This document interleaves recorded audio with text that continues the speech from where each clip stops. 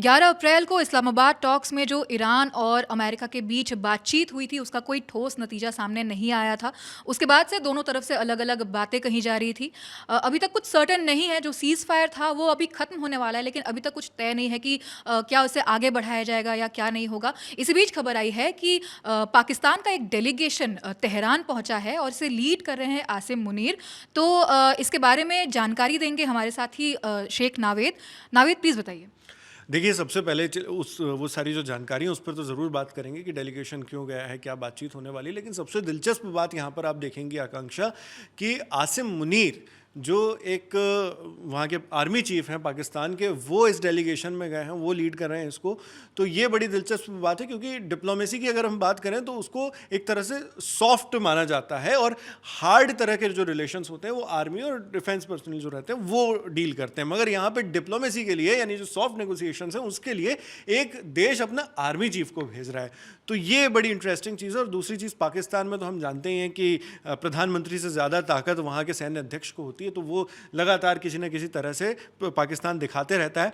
अब बात करते हैं उसकी, जो ईरान और यूएस से बातचीत चल रही है पाकिस्तान की, उसको लेकर, और जिसमें हम लोगों ने जिससे शुरुआत की। तो पाकिस्तान के army chief Asim Munir Iran में लैंड कर चुके हैं, ऐसी रिपोर्ट्स आ रही हैं, और वो यूएस का ऑफर, अमेरिका का ऑफर ईरान तक लेकर जा रहे हैं, ये हमें अभी तक पता चला है। और जब सीज़ फायर ख़त्म होने वाली है तब एक तरह से डेडलाइन आ रही है, और अभी तक एग्रीमेंट कुछ नहीं हो पाया, समझौता किसी चीज़ को लेकर नहीं हो पाया है, तो उसको लेकर उनका वहाँ पर पहुँचना ये बहुत इंपॉर्टेंट। और इससे एक मिक्स्ड सिग्नल मिल रहे हैं। मतलब अभी तक के ये क्लियर नहीं हो पाया कि क्या सेकेंड राउंड ऑफ टॉक्स होंगे, क्योंकि अभी तक के ना अमेरिका ने ना ईरान ने, किसी ने भी ऑफिशियली अनाउंस नहीं किया है कि सेकंड राउंड ऑफ टॉक्स वो दूसरे दौर की बातचीत करने वाले हैं या नहीं करने वाले हैं। और साथ ही साथ किसी ने भी ये सीधा सीधा संदेश भी नहीं दिया है कि सीज़ फायर ये ख़त्म हुई और उधर से हमारे हमले शुरू हो जाएंगे। ऐसे में पाकिस्तान का वहाँ जाना, ऊपर से डोनाल्ड ट्रंप भी पाकिस्तान को लेकर संकेत देते रहेंगे।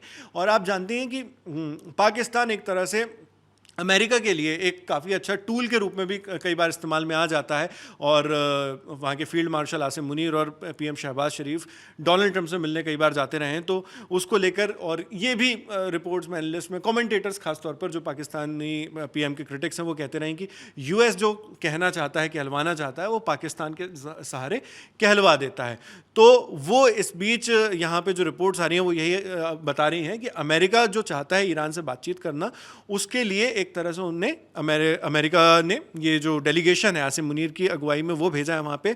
और जो वॉशिंगटन है वहाँ पे इसको लेकर ये भी बातचीत हो रही है। जो मैं आपको सबसे पहले एक रिपोर्ट बता दूं, जो पीटीआई है, प्रेस ट्रस्ट ऑफ इंडिया, उसकी एक रिपोर्ट से हमको ये पता चला है। और अब आसिम मुनीर जो है वो और ज़्यादा कोशिश कर रहे हैं कि पाकिस्तान इस मीडिएशन में एक स्ट्रॉन्ग रोल, एक बहुत बड़ी जिम्मेदारी के रूप में सामने आए। और उसके बाद कोशिश उनकी ये भी है कि जो अगले दौर की बातचीत है वो भी पाकिस्तान में ही हो, और इसलिए वो ईरान जाकर स्पेशली ये सारे मुद्दों पर चर्चा कर रहे हैं। और इनमें ये रिपोर्ट्स आ रही हैं कि जो 3 सबसे ज़रूरी मुद्दे थे, एक स्ट्रेट ऑफ हॉर्मुज को लेकर था, दूसरा था न्यूक्लियर जो प्रोग्राम है ईरान का उसको लेकर, और तीसरी चीज़ थी वॉर टाइम डैमेजेस जो हुए हैं, जो जंग में उनका जो नुकसान हुआ, उनका हर्जाने को लेकर था।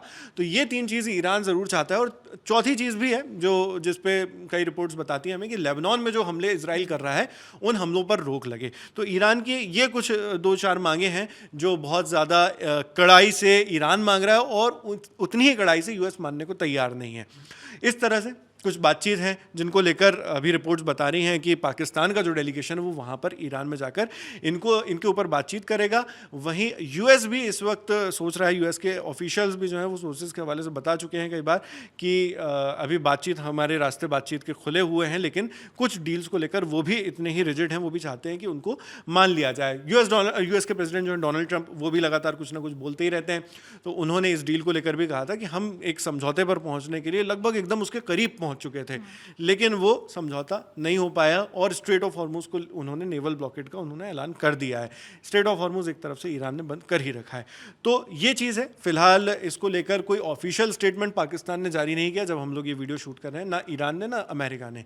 लेकिन उम्मीद यही जताई जाएगी, एक शांति के पर्सपेक्टिव से अगर देखें तो उम्मीद तो यही जताई जाएगी कि अमेरिका और ईरान का युद्ध जल्द से जल्द शांत हो। पाकिस्तान जो अपनी कोशिशें कर रहा है वो उसके अलग है, लेकिन ईरान और अमेरिका के बीच में सैन्य संघर्ष जो है उसको विराम लगना चाहिए, ये उम्मीद है आकांक्षा।